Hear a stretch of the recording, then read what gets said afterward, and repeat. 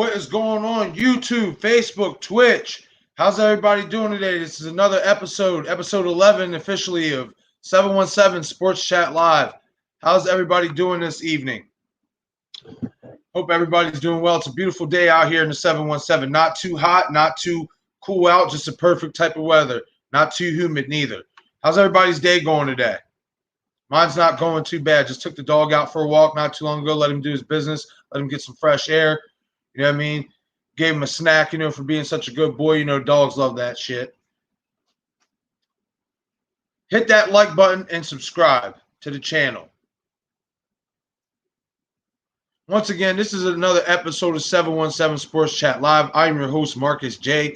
And today, we got some topics to cover, y'all. First off, we got some breaking news in.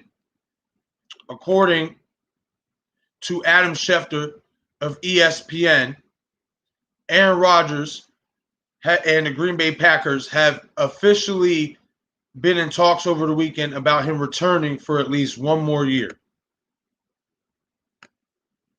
That report just came up on my ESPN feed. I'm going to read y'all off some of the perks that apparently Rodgers and the Packers were able to agree upon. Now, before we do that, I wanted to talk about, because there was also reports about Aaron Rodgers going to Denver. There was a lot of reports coming out that Aaron Rodgers wanted to be traded to Denver. Obviously Denver has a really good, young, up-and-coming, talented defense. They also have some really good parts on offense that, with the right quarterback, they could be a very dangerous team. But now, with this report coming out that Rodgers is now and basically in principle to return for training camp for Green Bay, that makes the Denver speculation go out the window, because apparently they have come to terms in principle for Aaron Rodgers to return to training camp. Mind you, Aaron Rodgers was not going to come back to training camp. He wasn't trying to come back to the Packers, period, unless they gave him whatever he asked for. Well, apparently Aaron Rodgers is getting what he asked for. Now, from what I'm reading from the report, is this. The deal is not done yet. It's not done yet. So keep that in mind. The deal is not done yet. Aaron Rodgers is still in California, but both sides are hoping to finalize the agreement shortly per sources. The agreement in principle would include an approximation of the following conditions that the two sides are now finalizing to alleviate and address some of the Rodgers issues before the opening of Tuesday's training camp. 1, the 2023 year in Rodgers' contract, the last one in his current deal, would be voided with no tags allowed in the future, meaning that if Rodgers stays not only this season, but next season, and he still wants to play in the 2023 season, the Packers are contractually obligated not to franchise tag Rodgers. If he wants to go somewhere else, that's his freedom. So that's provision number 1. Provision number 2, the Packers would agree to review Rodgers' situation at the end of the season, which is very interesting because the last 2 seasons, Aaron Rodgers, obviously, and the Packers have finished, one game outside of the Super Bowl, losing in the NFC title game.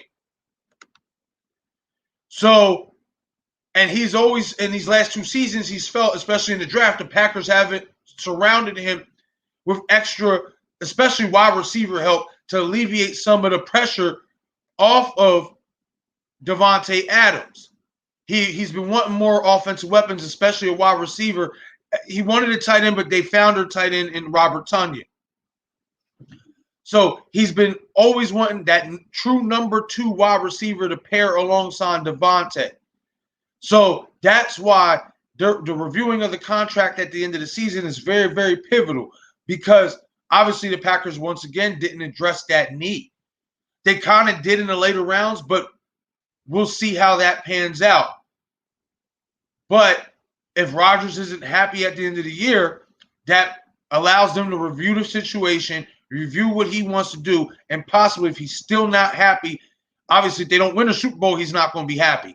So that will allow them to review the season, review what went wrong, and decide whether or not, okay, both sides can maybe part ways or decide to stick together. That's provision number 2, is the reviewing of Rodgers' situation at the end of the year.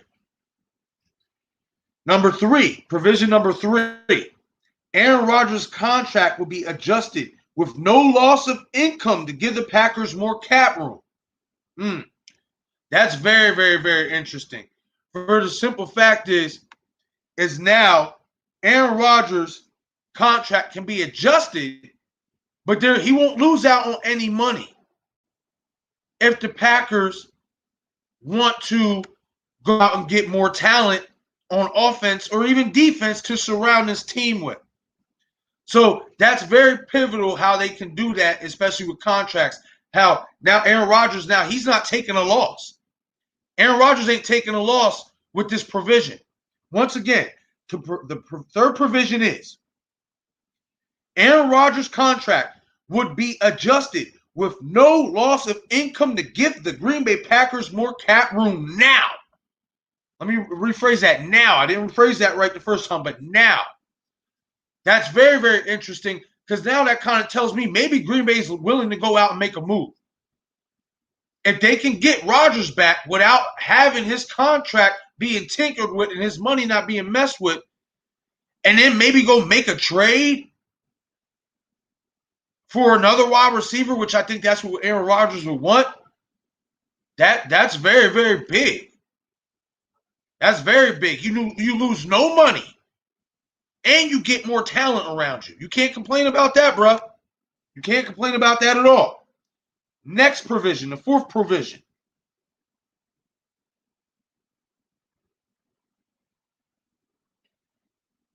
The fourth provision. Mechanisms will be put in place to address Rodgers' issues with the team.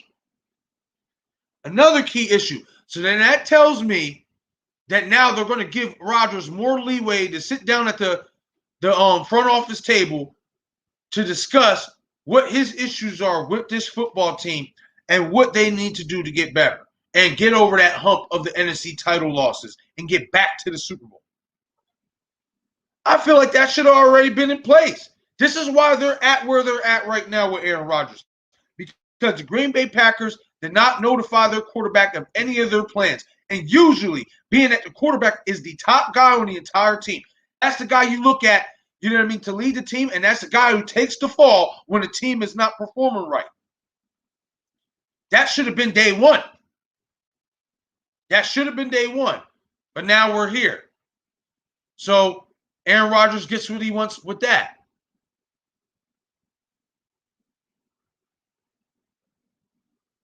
Fifth provision. If Packers officials sign off on their willingness to trade Rodgers and the agreement is finalized soon, here's the biggest concession the reigning MVP will receive: the freedom to decide where he wants to play in 2022. So let me read that provision again. If Packers officials sign off on their willingness to trade Rodgers and the agreement is finalized soon, the biggest concession Aaron Rodgers will receive is the freedom to decide where he wants to play in 2022. Now, this is why that's important. So basically what that tells me is Aaron Rodgers, if this deal gets done, will play this year for the Green Bay Packers. He will play this year for the Green Bay Packers. However, if he is still not happy with the team and where this team's going, I'd say probably by midseason, and the Packers officials will say, okay, things aren't going like we hope. Excuse me, we're going to give you what you want. We're going to officially, contractually sign on a dot that will allow you to seek a trade. But not only will we allow you to seek this trade, you can decide wherever you want to play in 2022. I can dig it. I can dig that. They are willing to go far and beyond to bring Aaron Rodgers back, which you shouldn't even got to this point. You shouldn't. You should have been doing this from the get-go. Whenever the new coach came in, when McCarthy left, when Matt LaFleur came in, and this new general manager came in, this should have been the number one priority, is bringing your top guy, your face of the franchise, your quarterback, into the office and saying, okay, what's the issues? How can we get better? What can we do to surround this talent and make this team better on both sides of the ball? That should have been day number one. As I said before, should have been day number one. Next provision.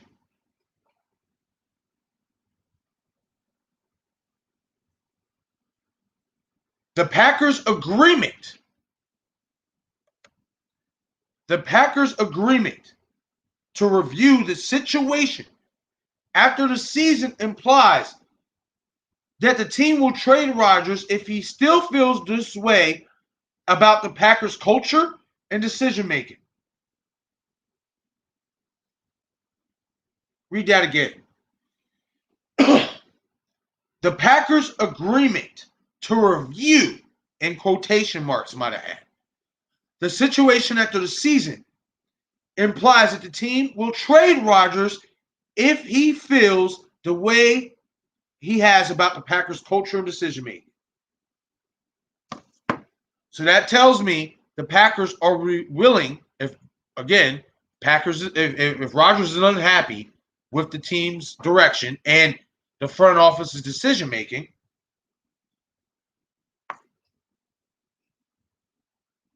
that the team will allow him to seek the trade and get the trade he wants. So those are all the provisions that the Green Bay Packers have laid out for Aaron Rodgers for him to agree upon to come back as early as training camp. As long as the above conditions are met and the two sides were trying to finalize them before camp opened Tuesday, which means, in all honesty, we still have about maybe another 6 hours and 17 minutes before it could break that this, deal does get finalized between Rodgers and the Packers, and he might be at camp tomorrow. But as long as the above conditions are met and the two sides were trying to finalize, then before camp opened on Tuesday, Rodgers will return for his 17th NFL season, a feat no Packers quarterback, including Bart Starr and Brett Favre, has ever done. That's big. That's big. I mean, my take on this is, like I said, it should have never even got this far with the Aaron Rodgers situation. It shouldn't have. They should have been got this deal done. This shouldn't have even been happening. This shouldn't have even been happening in the first place. Like, you should not have come to this point with your star franchise quarterback, the guy who is the face of your organization. And shouldn't have got to this point where now demands that he's asking for now should have been met in the beginning. Especially considering the high level that he has played at throughout his entire career. So my take on this is it looks like, as of right now, the fact that Aaron Rodgers is all ears and even talking to them in some type of mutual agreement allows me to believe he's going to butter up, accept these terms, as long as Green Bay sticks with it, and he's going to at least be a Green Bay Packer for this season. The fact that Rodgers is even talking to them is a big step forward because he hasn't talked to them in months. I'm sure maybe some conversations on the back end here and there. But in terms of a solid foundation on a conversation, they've been at war with each other since the season ended. So that's my take. I think Aaron Rodgers will be a Green Bay Packer for the 2022-21 season. And it's surprising to me because I thought that Aaron was going to steadfast on his decision that he doesn't want to go back there. I thought he was going to stand pat, stay put, like, nope, I don't want to play for Green Bay no more. I want to go somewhere else. I want to go to Denver. That's where I thought he was going to go. I thought he would want to go to Denver.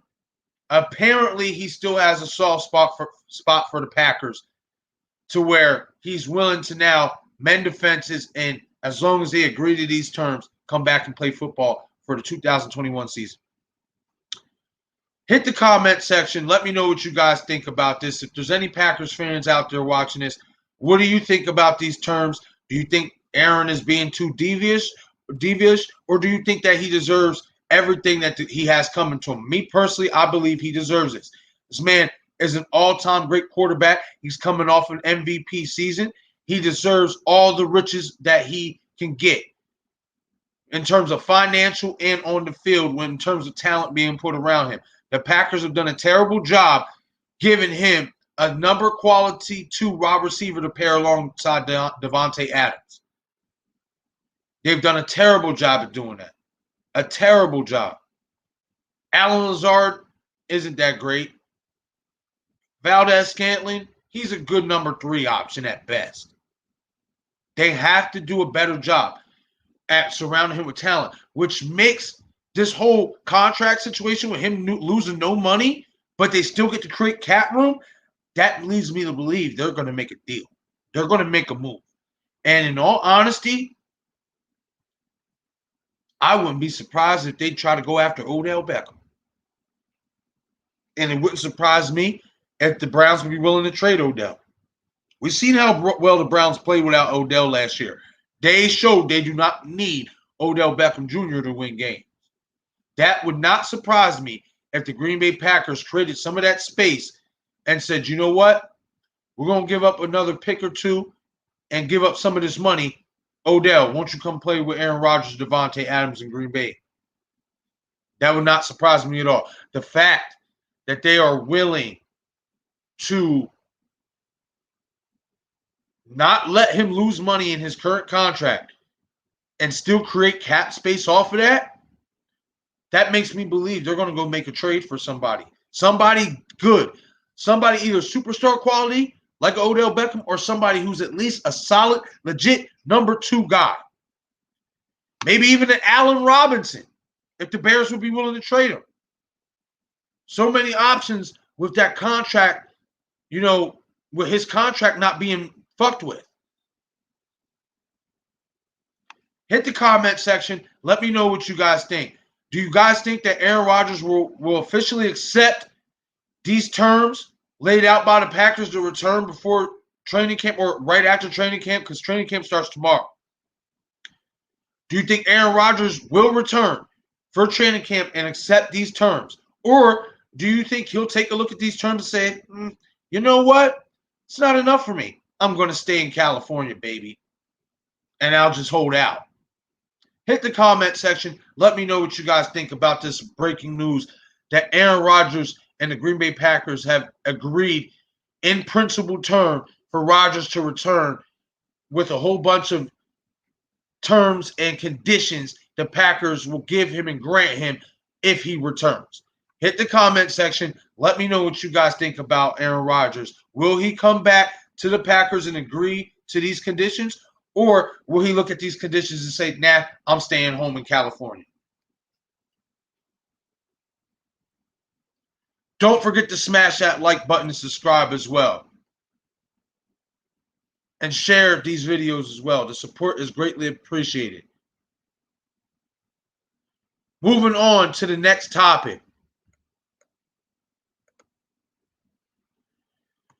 Last week, much to my chagrin, I will admit, I'm going to eat my crow on this show right now and take my cap off to Giannis Antetokounmpo and the Milwaukee Bucks for winning their first championship in 50 years.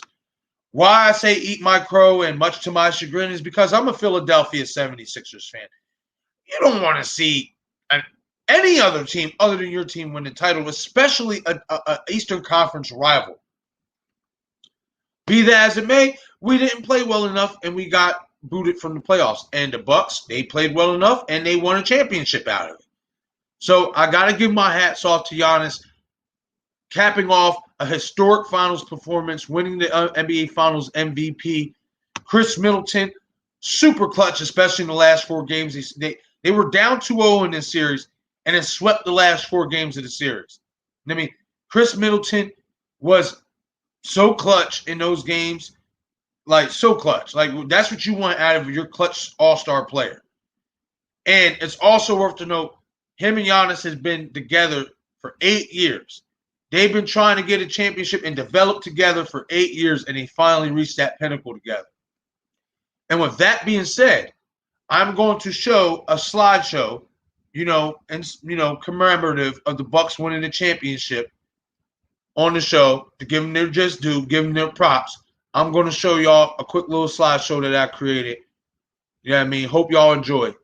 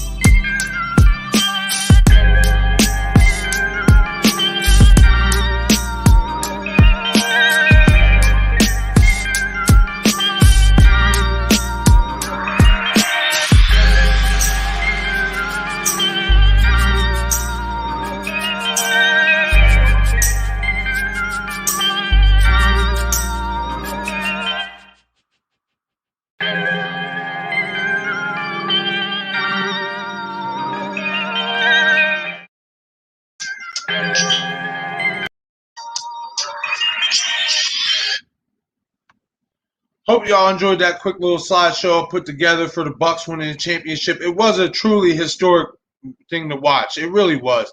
You know what I mean? Especially for all the talk, even critics like myself that say Giannis Antetokounmpo, he's only a one-way player. All he could do is slam dunk on you. He has no outside shot, etc. And you know what? That still remains true. But Giannis played to his strength. And I must admit, I respect him a lot more now. Why? Because he did what I wish Joel Embiid would do on a more consistent basis. And that's use your size and play bully ball with these smaller defenders. He played like he was 6'11", 250. He played like it. He dominated the paint. He didn't need to shoot a three-point shot, which is really what this game is revolved around in today's NBA game. He didn't need to do any of that. He played to his strength and his size. He's a big guy. He got a handle. I will give him that. He can dribble the ball. I'm going to start at the top of the key. I'm going to get you with my handle. I'm going to Euro step. I'm either going to lay up or I'm going to bang on your head or hit a nice little fadeaway medium range shot, which he developed quite nicely in this, especially in that finals. His little step back medium range shot was killer, especially in Game 7. I mean, I have to give respect where respect is due. The dude, he proved everybody wrong. Everybody from James Harden, who said he had no skill, to myself, who said he was soft, doesn't like physicality, doesn't like guys, putting a body up on him, roughing him up a little bit. He proved everybody wrong. Every single person. And you gotta give your hat off to him. You have to. I don't care if you're a Sixers fan like me, a Lakers fan, whatever. The man played bully ball. And I love that type of basketball. That's why I'm such a big Shaquille O'Neal fan. You know what I mean? Because he didn't have to be a guy who was 7 foot tall who could shoot. I'm going to use my size. I'm going to bully you in that paint, and nobody can guard me in that paint. I'm going to get these easy buckets. Y'all can keep trying to shoot them threes all you want. I'm going to settle for the easy 2 points and for you guys to foul me. And another thing is Giannis, he was tremendous from the free throw line, especially the last 2 games. He just was. Like he elevated his game the way he needed to in order to get over that hump and finally get that title. You got to think this young man, over the last 3 years, has now won 2 MVPs and now is an NBA champion. You know, his 2 MVP seasons, you know, a lot of people gave him flack for having the best team in the East and obviously having MVP awards, but couldn't get over that playoff hump. Well, they showed resilience this year. They showed, you know, tremendous team chemistry. They showed dog. They showed heart. They showed fight. They showed everything they didn't show before. And that's the heart of a champion. And the maturity of being in big playoff games.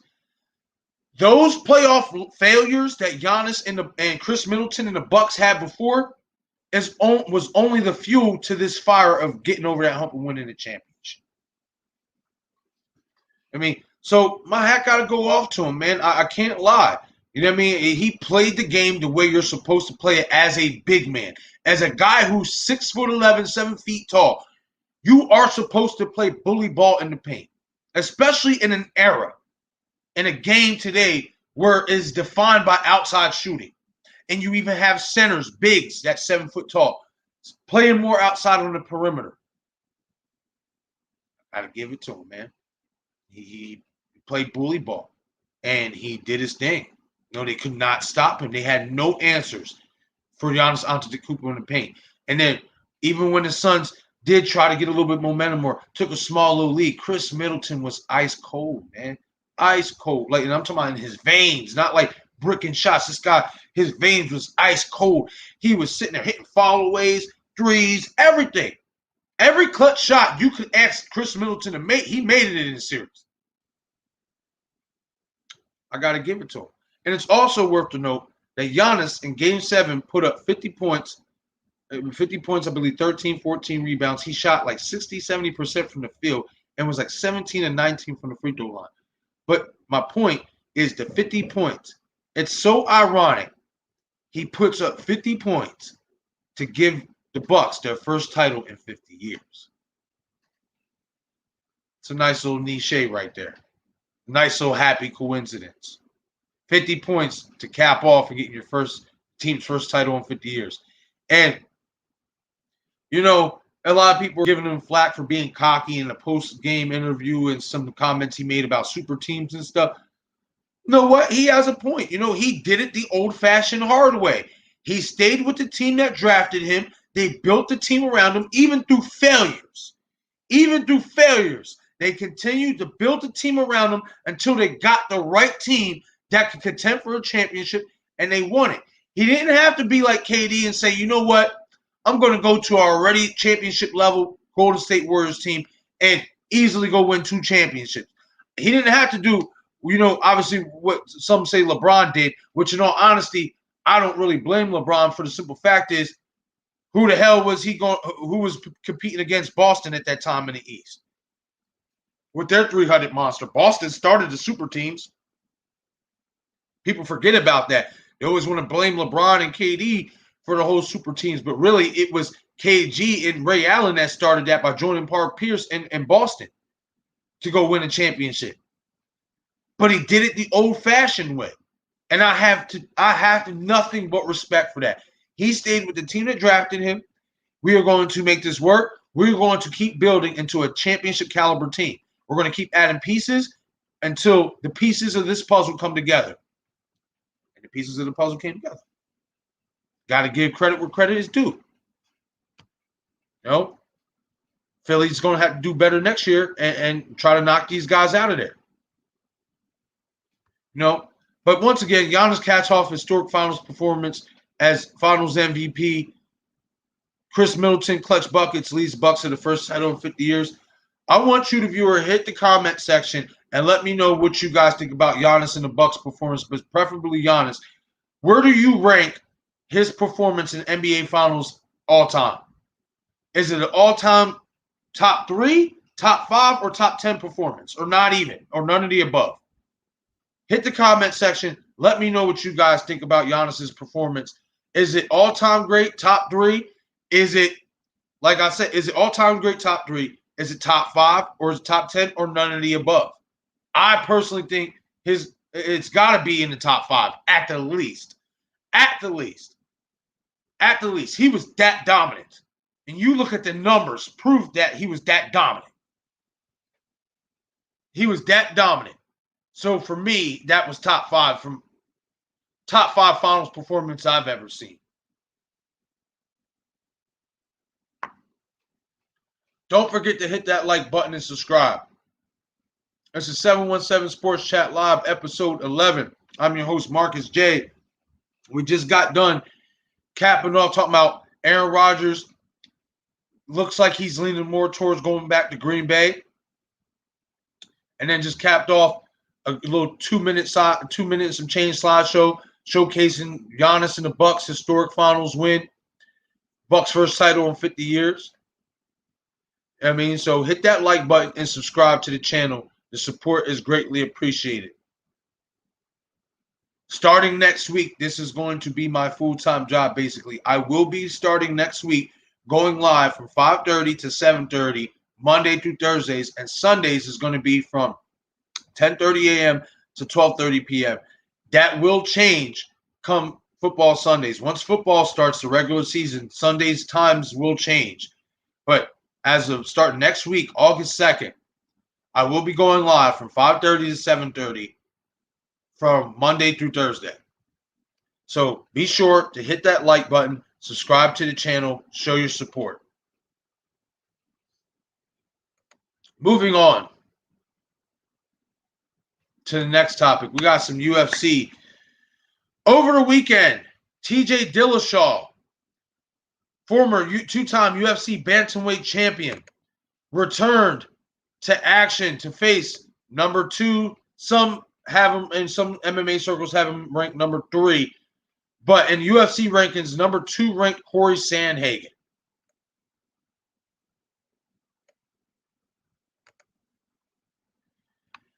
So, as I said, Dillashaw made his long-awaited return from 2-year suspension by USADA.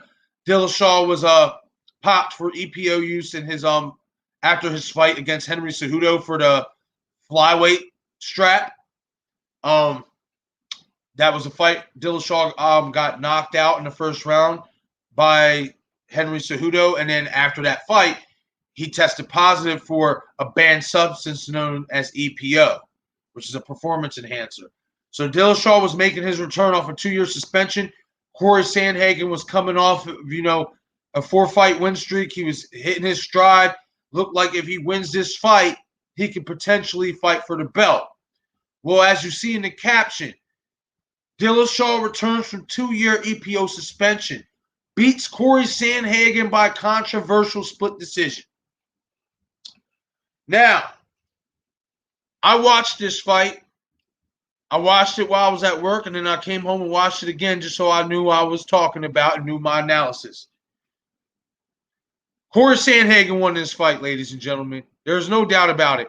And it's not to take away from TJ Dillashaw. This was a really good fight. This was high-level mixed martial arts at its finest. Both guys put in really good work. Fantastic work. Championship-level work. But to me, I felt like the more accurate, cleaner shots, the more effective shots were coming, the more effective work was coming from Corey Sandhagen. I had Corey Sandhagen winning this fight 3 rounds to 2. It was a close fight. TJ did really good work in the clinch. That's what won him this fight, the clinch work. And there was spots where Sandhagen was letting him do a little bit too much work. And in my opinion, I think that's what lost him this fight. Do I think he still clearly won the fight? In my opinion, Yes, absolutely. It was clear as day to me Corey Sandhagen won this fight. But unfortunately for Sandhagen, the judges went with the bigger name, the bigger story. You know, this happens in boxing and UFC sometimes. You know what I mean? Dillashaw's coming off a 2-year suspension. He looked great. He looked pretty great, other than getting his head split open a little bit. But he looked good. He looked like the EPO wasn't like that much of a performance enhancer as one thought. He still looked like TJ Dillashaw. Still looked like one of the best bantamweights of all time. So, am I upset about the decision? No. It could have went both ways. I'll be honest. You could have scored it for Dillashaw. At best, I say scored a draw. At best, I say scored a draw. But for me, I just felt like Corey Sandhagen did a better work. That's my opinion. And there's a lot of controversy. Why it's a controversial split decision is because a lot of people had Corey Sandhagen winning this fight. A lot of people had Corey Sandhagen winning this fight. Some even had him winning this fight 4 rounds to 1. That's why it's dubbed controversial split decision. And even you can see at the end of the fight, Sandhagen was shocked. He thought he won the fight. And I thought he did too. When they read the last card off, I said, what the fuck? Once again, was I mad about the decision? No. Could you have really scored it both ways? When I looked at it the second time around, I said, okay, yes, because like I said, in the clinch work, there was times where Sandhagen was letting TJ work too much. And you can't let guys put in too much work. If you can't finish the fight and it goes to the judges, those spots where you let the guy outwork you in those spots sometimes come back to haunt you. And that's unfortunately what happened to Corey Sandhagen. You know, unfortunately, I still think he won this fight, even in those spots that he lagged and, you know, let TJ kind of do his clinch work and, you know, bully him a little bit. But he still did more than enough work to me and damage. I mean, you look at the fight, and a fight is not always just defined by blood or bruising. It really isn't. You know what I mean? But sometimes it's not always like that, but sometimes it is. And when you look at the fight, you think that Sandhagen swept the whole fight. He barely had a scratch on it.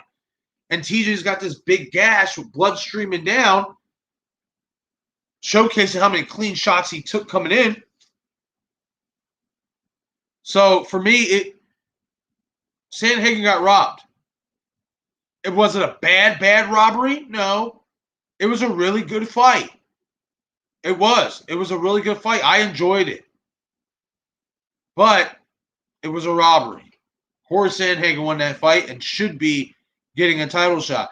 And now they're talking about TJ Dillashaw getting a title shot after the Petr Yan and Aljamain Sterling bantamweight title rematch. And while I kind of have somewhat of a problem with that, is that I understand TJ's a name. He's a big name. He's a Hall of Famer. I understand, you know what I mean? It obviously would be probably a big money fight for UFC. But TJ wasn't even in the rankings. So now he's going to leave. This is why people give UFC's ranking system shit. Because they do stuff like this. How does this guy come off of being 2 years suspended? Yes, he got a good win. But it wasn't like he dominated or knocked the dude out. It was a close fight. And many feel like that he lost this fight, Dillashaw. So how does he leapfrog every single other contender in the fucking division and get a title shot next? That's absurd to me. But that's how it works sometimes, especially when there's a lot of money involved. So once again, TJ Dillashaw returns from a 2-year EPO suspension, beats Corey Sandhagen by controversial split decision. If anybody out there, you watch this video, if you watch this fight, hit the comment section. Let me know what you guys thought about this fight. Did you have Dillashaw winning? Did you guys think he did enough to win? Did you guys think Sandhagen did enough to win? Or would you have scored it a draw? I would have been okay with a draw. Just because, like I said, there was times where Sandhagen let Dillashaw outwork him. Even though I felt that Sandhagen did the better work when he did let his hands go and his kicks and everything go, when he let his strikes go, he did kind of let TJ work a little too much in that clinch sometimes. And that ultimately is what bit him in his ass. So hit the comment section. Let me know what you guys think about this fight. Did you watch it? And if you did how did you score the fight? Did you score it for Dillashaw? Did you score it for Sandhagen? Or did you score it a draw? Hit that comment section. Let me know what you guys think about this fight.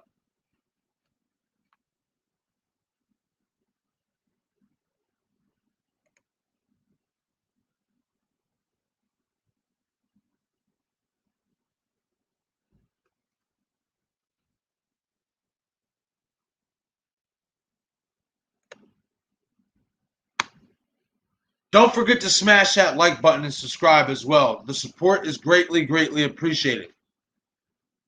Now, before I go into my next topic, if you choose to donate to the show, it's your choosing. You don't have to. But if you want to donate to the channel, if you want to donate to the show, donations are greatly appreciated and accepted. Hashtag MJW62089 is the link for Cash App, for my Cash App, if you want to make a donation. Pull this up here. I am trying to get the GoPro Hero 9 so I can be on the go and make videos as well. If you want to donate to the channel, there's a Cash App link. Hashtag MJW62089. If you want to make a donation, it's greatly appreciated. Once again, this is optional. You do not have to make a donation if you choose not to. But it'd be greatly appreciated if you make a donation.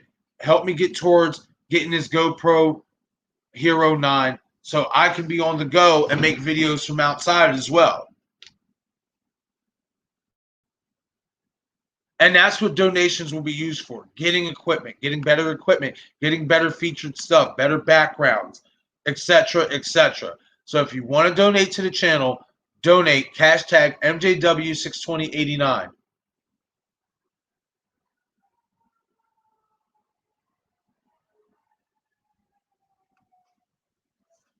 But if you choose not to donate, please hit that like button and subscribe and share this video. This love and support is greatly, greatly appreciated. Once again, if you want to donate to the channel, hashtag MJW62089. Help me get, if I'm not mistaken, the Hero Pro 9 is about $399 right now.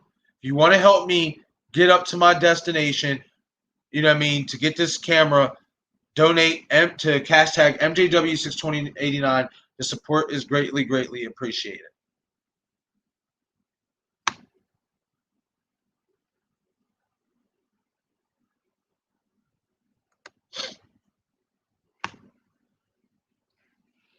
Stretch out for a second before I move on to this next topic. Don't forget to hit that like button and subscribe to the channel. Support is greatly appreciated.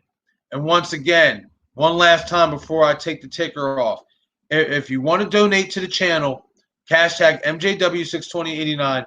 Support and the love is greatly appreciated. Help me get the Hero 9 GoPro, the GoPro Hero 9. If you want to make a donation to the show, hashtag MJW62089. Help me get to the purchase this Hero 9 GoPro.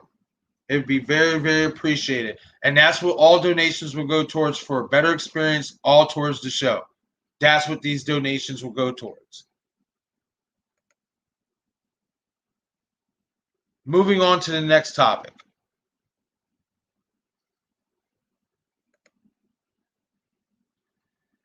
We got some boxing.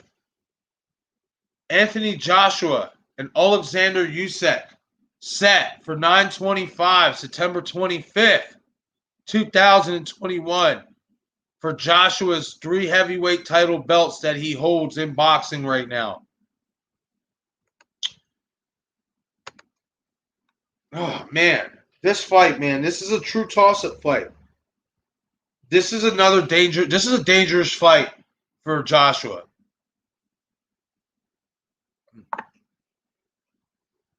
A very dangerous fight for Joshua. Oleksander Usyk is the former undisputed cruiserweight champion. If I'm not mistaken, he's only the second cruiserweight champion in history, the undisputed cruiserweight champion in history. Former Olympian, highly skilled boxer, highly skilled boxer. Everybody knows Anthony Joshua, athletic, strong, tremendous speed for a big guy, knockout power. But this is a real dangerous fight for him. And the reason why is because of the technique of Oleksander Usyk. Oleksander Usyk is very good, especially setting up shots off of his jab.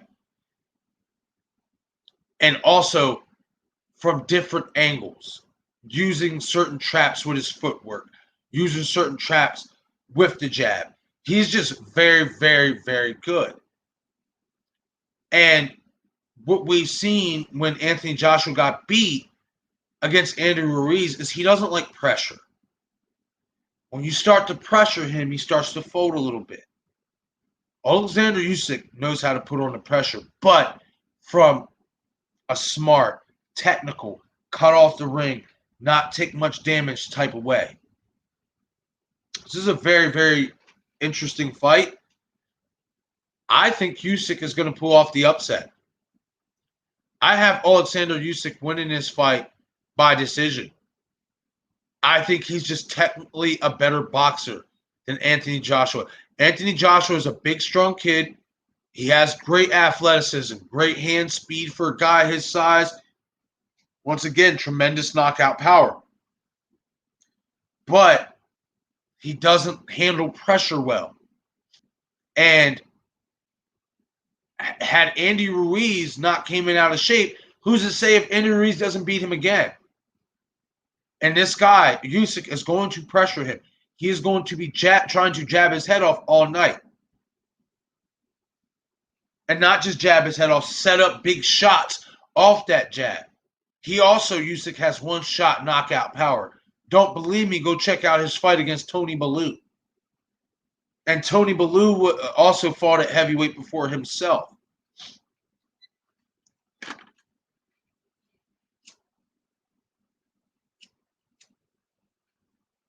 This is a true toss-up fight.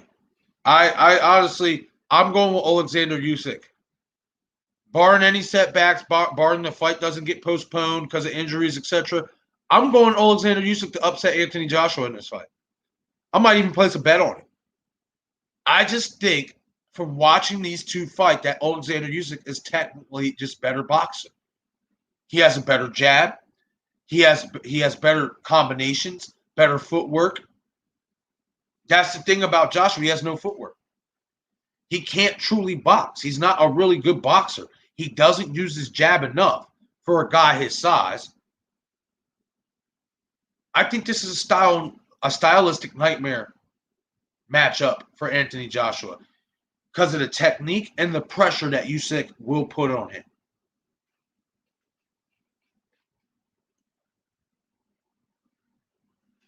I think Usyk will box his way to victory. I think he'll use sharp counters. He'll take advantage of Anthony Joshua's over aggressiveness because Anthony, especially when he feels he lands a good shot, sometimes likes to come in and get over aggressive. And that plays right into Usyk's hands because of the angles and the techniques that this guy throws punches from. He throws punches like the way he punches, he's a southpaw as well. That's another thing to keep in mind about this fight. That Oleksander Usyk is a southpaw. When is the last time you've seen Anthony Joshua fight a southpaw? What, Charles Martin? Charles Martin isn't that great. He's not nowhere near the level of skill of Oleksander Usyk. That's another interesting facet about this fight. As now Joshua's not only going up against a guy who's technically, in my opinion, better than him, a technical better boxer than him. He's a fellow Olympian, and he's a southpaw. That could spell disaster for Anthony Joshua, especially if Usyk adopts the plan to go at him the way that Andy Ruiz did. Just let your punches go. Pressure him. He doesn't like pressure. Smart, consistent pressure. Anthony Joshua doesn't like pressure. And that's why I'm going with Oleksander Usyk to win this fight.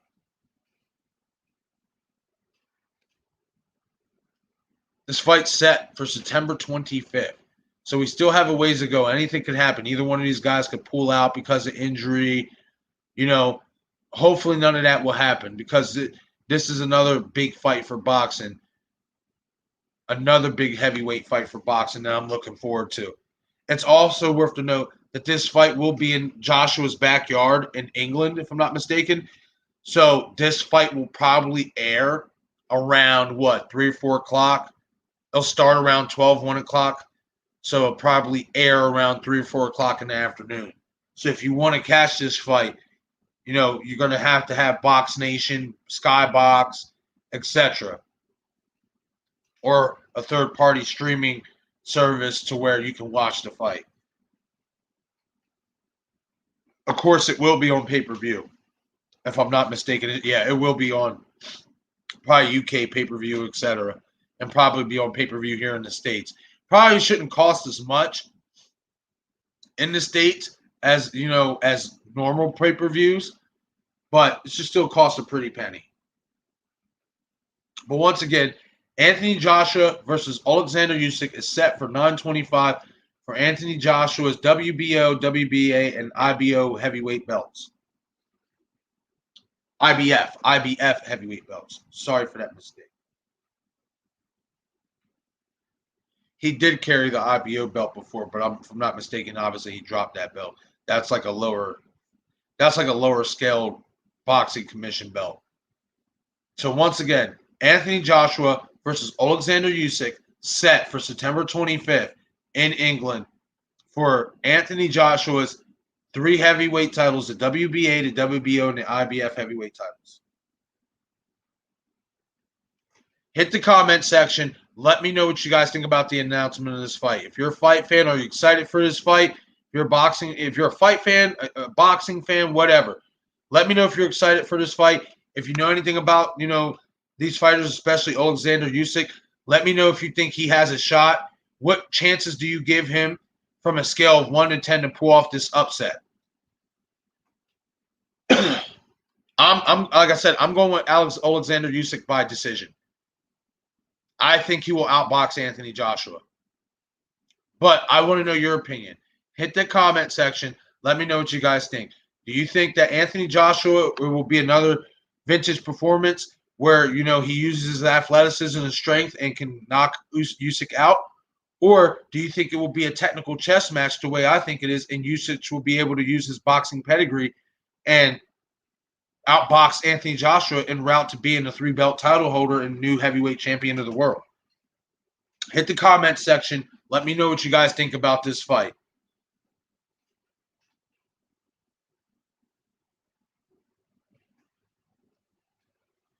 This fight is going to shape the Wilder Fury fight, and obviously this fight is going to shape who fights next and for the undisputed titles. So I'm heavily invested in both those fights. Heavily invested. And if I'm not mistaken, yeah, Fury and Wilder is 2 weeks after that, on October the 9th. So this fight right here is going to set up for the Fury Wilder 3 fight, and we'll know who either Fury or Wilder will be fighting out of these two for the undisputed strap. Unless Usyk does win this fight. If Usyk wins this fight, I'm pretty sure Anthony Joshua will have a rematch clause in the contract. But hit the comment section. Let me know what you guys think about this fight. Do you think Anthony Joshua will remain heavyweight champion, or do you think Oleksander Usyk will become the new heavyweight champion of the world come September 25th? How do you think this fight will end? Will it end by a KO? Will it end by decision? Will it end by split decision? Hit the comment section. Let me know what you guys think about this fight between Anthony Joshua and Oleksander Usyk. It's a big, big fight. I'm excited for this fight because I'm a Usyk fan. He is so good. He is so good. And I really hope he can pull it off against Joshua because then that will really shake the division up even more. Well, I want to know what you guys think about this fight. Once again, Anthony Joshua versus Oleksander Usyk is set for 9/25, September 25th in England in Joshua's backyard. Who do you guys have winning this fight? Do you have Joshua by knockout or decision or Usyk by knockout or decision? It wouldn't surprise me, in all honesty, if Usyk would knock Joshua out. Anthony Joshua doesn't have a chin. He can't take a punch. So it would not surprise me if Usyk would be able to land a hard, clean, flush shot and put Joshua on his ass. It's not far-fetched at all. But once again, hit the comment section. Let me know what you guys think about this fight and who do you guys have winning and how do you guys have each fighter winning this fight.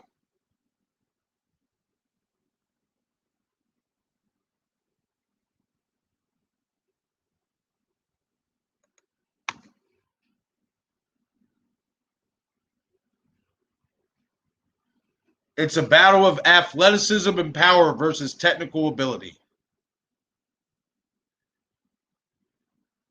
Joshua with the power and the athleticism, Usyk with the technical ability.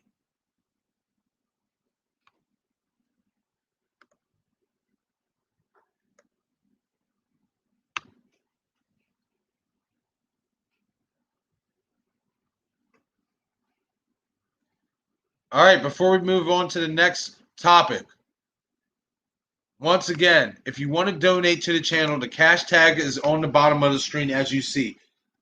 Cash tag MJW62089. Help me get the GoPro Hero 9.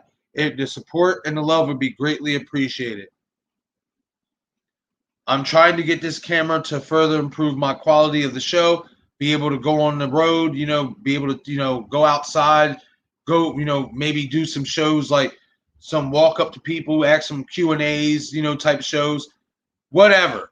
Anything to make the show better. If you want to donate to the channel, there goes the link, cash tag MJW62089.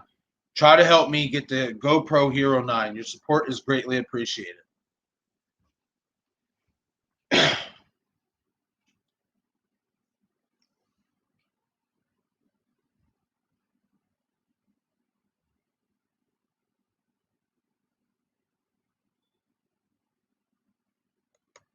All right, we're going to move on to the last topic.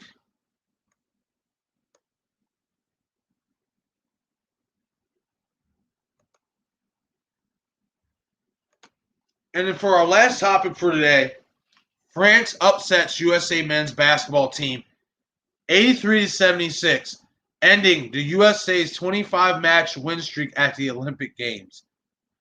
Oh, this is painful to watch this team play. It really is. It's painful to watch the men's USA basketball team play right now. They just look like they have no chemistry. They don't know how to play with each other. Doesn't even look like any of them want to play with each other. They look so out of sync. It's like all that talent on the court, there should be, in a coach like Greg Popovich, there should be no excuse for this. And it's worth to note that there are rumblings coming out of USA men's basketball, in the media, etc., about players can be heard bitching about Greg Popovich San Antonio style offense, which is more fundamentally old school based compared to the new age style of playing basketball, which is transition offense, jacking up threes, etc., etc. Nothing really too fundamental, nothing too set up. So apparently there's some friction going on in USA men's basketball. And, hey, I mean, if this keeps on, they're not going to win no gold medal. They already lost their 25-match win streak that dated back to 2004. That's 17 years they went without losing a match. That's an impressive feat. But now it's came to the end because France, I'll tell you one thing. These other teams like Nigeria and France, and they got some teams, man. These got some ballers out there. And some of them aren't even in the NBA. That's how stacked these other countries are as well with great ball players. And it's a chemistry thing. The USA men's basketball team, there's no chemistry. LeBron's not on the team neither. And I feel like with LeBron being off the team, that's a big blow because LeBron, regardless of how you feel about him, he's a leader. He's a captain, and he plays point. And what does LeBron love to do? He loves to facilitate. He loves to get all of his teammates involved. Kevin Durant is a captain of this team. Not saying Kevin Durant can't assist and rebound, because he obviously showed he can do that on a high level, especially in the playoffs. But to ask him to do that consistently, or like be the guy, like I guess for the USA men's team, I can't see him willing to do that. They just don't look like they want to play ball together. They just don't. They look terrible. They look like out of sync. And they can blame Coach Popovich's San Antonio offense all they want. They can blame that offensive system all they want. Guess what? That system won 5 championships. So to say that system don't work, baloney. You guys ain't making it work. They're not making it work. That's the problem. Too many selfish players on this USA basketball team right now. Not enough teamwork, not enough continuity, nothing. They have nothing. Nothing at all. Usually when we see the men's USA basketball team, it's a group of guys who want to play with each other. These guys don't look like they want to play with each other, to be quite honest. They don't look like they want to play. They don't even look like they want to be there. They look out of sync. They look out of rhythm. And it's sad. It really is. It's sad.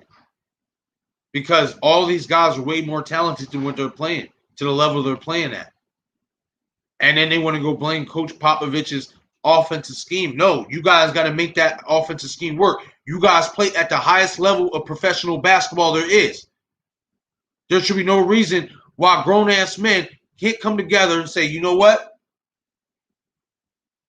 We're not used to this style of play, but we can get used to this style of play. We are the best.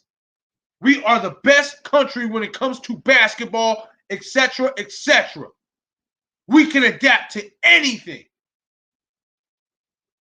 That's what real professional players do, and they're not playing like professional players. They're playing like a bunch of little high school schoolgirls who I want to be the star. No, I want to be the star. No, I want to be the star. That's how they're playing. And it's sad because all of them are too damn talented to be playing like this. I hope they get it together. But it's not looking good. It's not looking good at all. It's not looking good at all. And that's an historic win for France. Shout out to France. France's Olympic basketball team for pulling off this upset. They wanted it. They wanted it more. And they played like a team. Say Evan Fournier, who plays for the Orlando Magic, did play for the Orlando Magic and now plays for the Boston Celtics. Evan Fournier led them with 28 points. He scorched the USA men's basketball team. And it's sad because it's not like the USA men's basketball team ain't got good defenders on there. But they don't have the main cogs. Like they have KD, but to me, you need LeBron, KD, Steph Curry. They got Dame Lillard, but you need the guys. You need the guys like LeBron, like Steph Curry, like Giannis. And obviously Giannis ain't there because he just got off, winning a championship. So this version of the USA men's basketball team is looking a little piss poor for my liking. But hit the comment section. Let me know what you guys think. Do you think the USA men's basketball team will bounce back and eventually win themselves a gold medal? Or do you think they'll continue to struggle in the Olympics and continue to show that this current USA men's basketball team is just not a good Olympic team and shouldn't play together? Or do you think that, like I said, they will get it together and still win a gold medal, and that this was just a little bump in the road, and that this time around France was the better team, and that if USA plays them again, USA will show them who the better team is? Hit the comment section. Let me know what you guys think about this topic.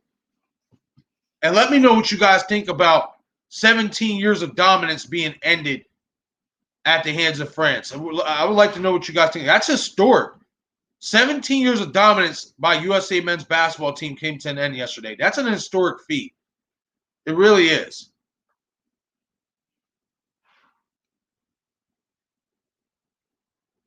But once again, hit that comment section. Let me know what you guys think about this topic. Do you think the men's basketball team is finished, done, finito, over? They have no shot at winning a gold medal? Or do you guys think that they will get it together, figure out this Greg Popovich style of offense, defense, etc., the system, and eventually show their asses off and show that they're the best country in Olympic basketball? Hit the comment section. Let me know what you guys think about this subject.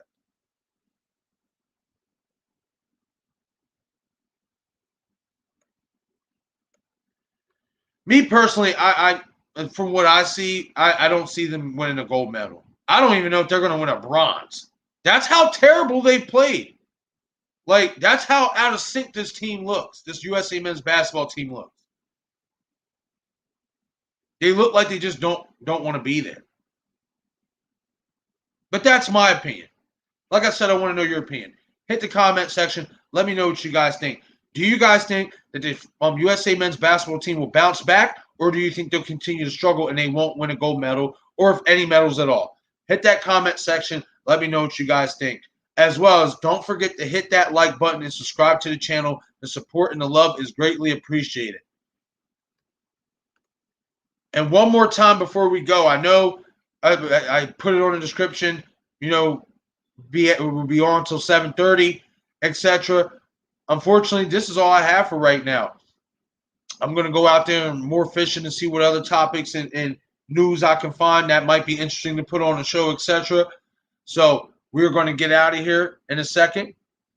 But before I go, if you choose to, donate to the channel, show your support.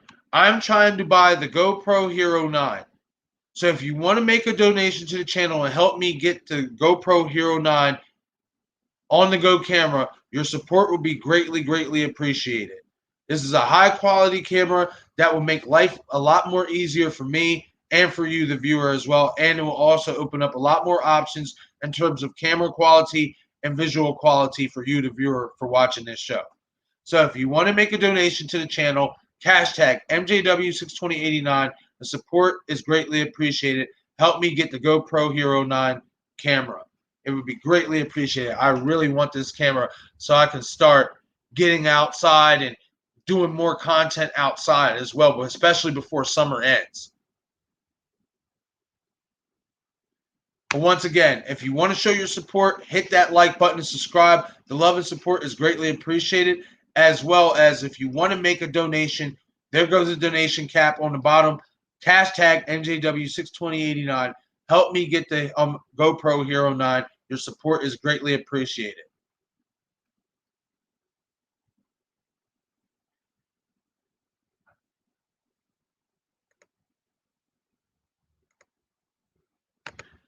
All right, folks. Well, that's a wrap for today.